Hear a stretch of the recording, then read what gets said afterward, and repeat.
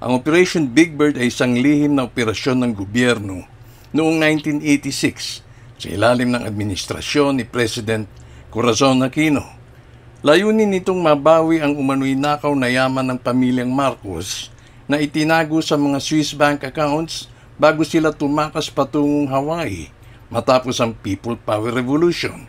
Sino ang mga sangkot? Jovito Salonga, pinuno ng Presidential Commission on Good Government na inatasang bawiin ang yaman ng mga Marcos. Jose Joe Almonte, isang opisyal ng militar at intelligence operative na may mahalagang papel sa operasyon. Mga Swiss banker at tagapamagitan.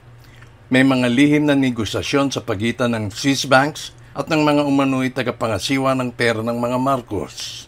Paano ito nangyari?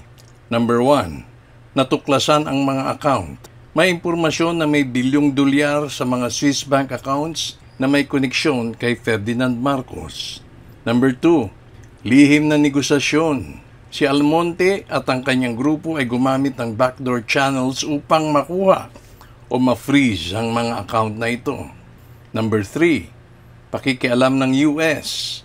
May ulat na ang mga otoridad ng Amerika, kabilang ang CIA, ay nagmamanman o maaring nakialam. May hinalang nais ng US na hindi mapasa kamay ng Pilipinas ang yaman ng mga Marcos. Number 4, paninira mula sa loob.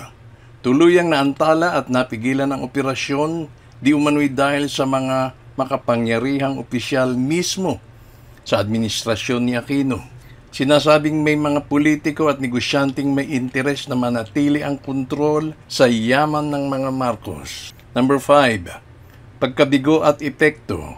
Hindi natuloy ang operasyon, kaya nanatili sa kamay ng mga Marcos ang kanilang mga tagong yaman sa loob ng maraming taon. Dahil dito, lumakas ang mga hinala na may mga makapangyarihang tao sa loob at labas ng gobyerno na ayaw itong maisakatuparan. Bakit ito mahalaga? A, ipinakita nito kung gaano kahirap bawiin ang perang itinago sa mga banyagang bangko. B, ibinunyag nito ang malalim na politikal na alitan sa loob ng administrasyong Aquino. C, nagdulot ito ng mga tanong kung may mga kontra Marcos na may pansariling interes sa usaping ito. At D, isa ito sa mga dahilan kung bakit napakatagal at mahirap ang pagbawi sa nakaw na yaman ng mga Marcos.